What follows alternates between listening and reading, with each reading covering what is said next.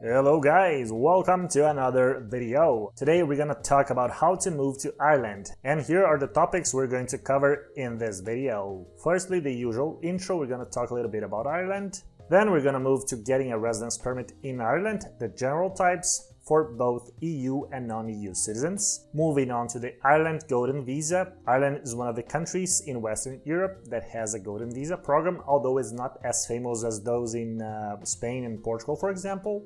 Then permanent residence permit in Ireland, followed by getting Irish citizenship, and to end the video, the advantages and disadvantages of living in Ireland. And this video has something very special. One of the video clips you'll be watching in this video is actually not in Ireland. All of them are in Ireland except one.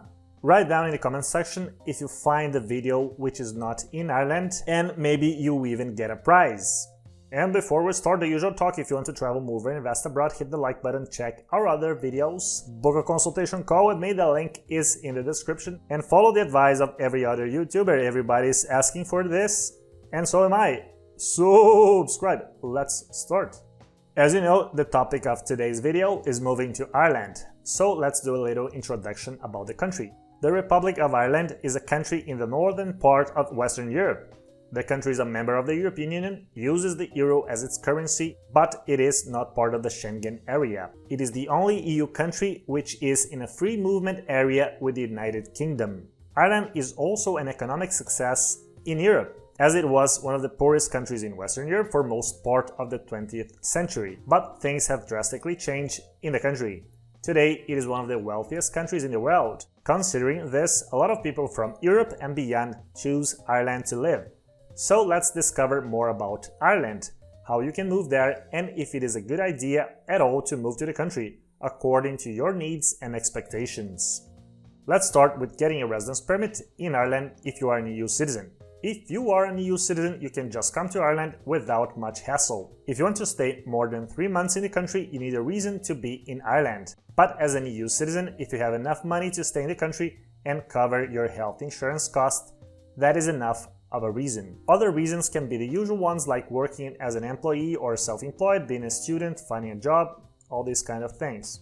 As an EU citizen, you will not have to deal with the Irish embassy in your country of residence.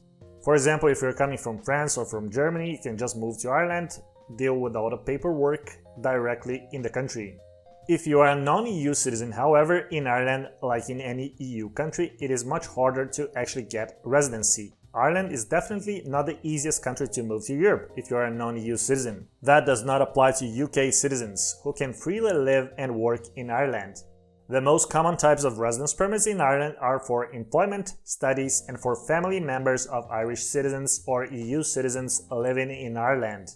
In most cases, if you are a non-EU citizen who is planning to move to Ireland, you have to deal with the Irish embassy or consulate of your jurisdiction and apply for a visa.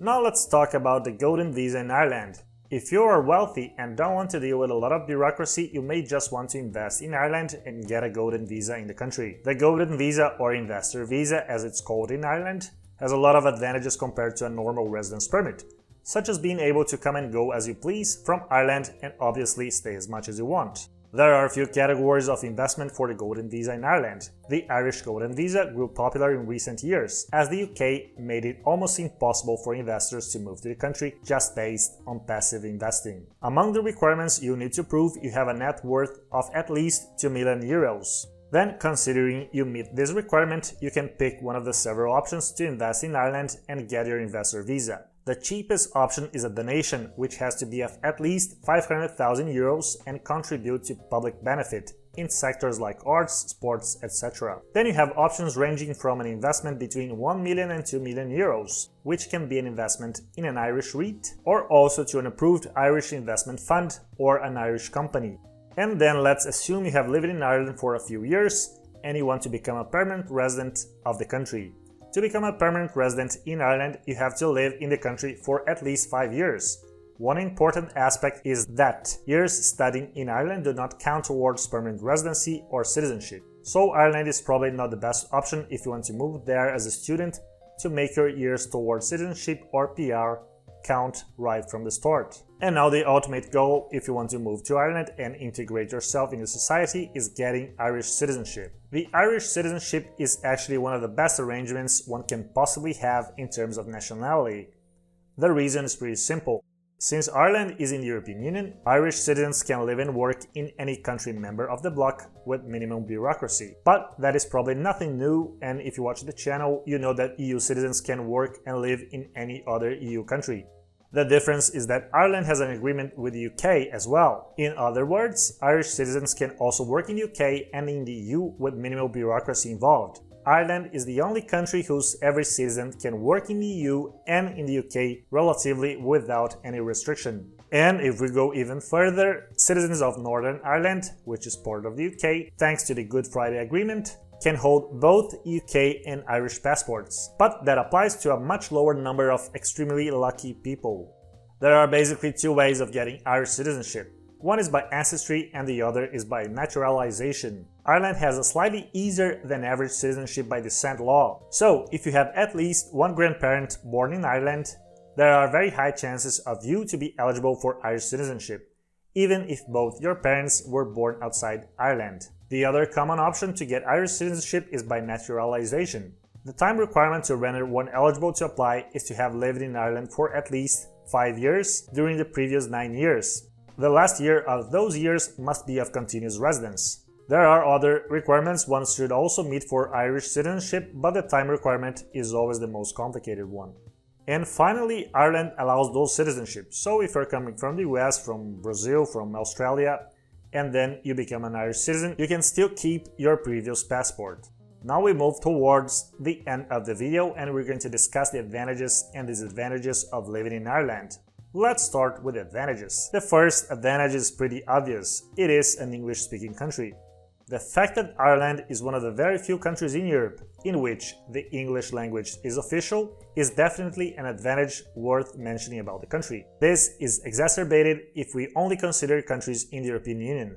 Since the UK left the bloc, Ireland is the largest and one of the few countries in the bloc where English is the official language. But of course, we still have Malta, where English is also one of the official languages.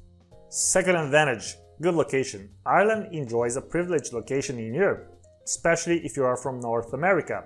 Let's say if you have to travel often from Ireland to the US or Canada, the flight time is much shorter when traveling from Ireland to the United States than it is, let's say, if you want to travel from the US to Serbia, for example. And also Ireland, as well as the UK and Portugal, they are all 1 hour less in their time zones compared to most other countries in the European Union. So if you have to work with US companies, this is probably more comfortable to do from Ireland than from France or Germany, for example. The next advantage is the visa policy. Despite the fact that Ireland is in the European Union, the country is not in the Schengen area, and neither it is planning to join it. Ireland is actually in a freedom of travel agreement with the UK, so it is a rather very specific situation. There are less bureaucracy involved when traveling from Ireland to Northern Ireland, which is part of the UK, than when traveling from Ireland to Germany or France, which are EU members, just like Ireland. This can be used in a number of beneficial ways. Say you are traveling with a Canadian or American passport to Europe. You are in the Schengen area and you have already spent 3 months there. You can come to Ireland and get to stay another 3 months in the country, effectively being in the European Union for 6 months without needing any visa. And now finally the disadvantages. Perhaps the most obvious disadvantage of living in Ireland is actually the weather. All of Ireland is known for its windy and wet weather. Since it is also a high-latitude country, days in winter are shorter in Ireland than in most other parts of Europe. On the positive side, days in summer in Ireland are longer than in most other countries in the European continent. Weather preferences are rather personal, so people that don't mind or even enjoy windy and wet days will actually see this as an advantage. The second very significant disadvantage of Ireland is its extremely high cost of living. While groceries, for example, are not notably much more expensive in Ireland than in many other Western European countries, the same cannot be said about real estate prices. If you need to rent a place to live in Ireland, you'll be paying some of the highest prices in all of Europe. Renting an apartment in Dublin can be costlier than in London, and comparable to renting in Zurich, Switzerland, one of the most expensive cities in the world. The last disadvantage of living in Ireland are taxes on personal income. Taxes on personal income, unlike those for corporations, are actually high in Ireland, especially if you are a high earner. If you are earning anything above 5,000 euros per month, Ireland is already not an attractive place tax-wise. If we combine the high taxes on personal income with the sky-high rent prices in Dublin, for example, we can easily conclude that the Irish capital is one of the hardest places to save money if you work remotely. That's it for today's video. Did you find a video clip which is actually not from Ireland? Write down in the comments section below. And to end the video, the usual spiel: if you want to travel, move or invest abroad, hit the like button, check our other videos. Book a consultation call with me, link is in the description. See you next time.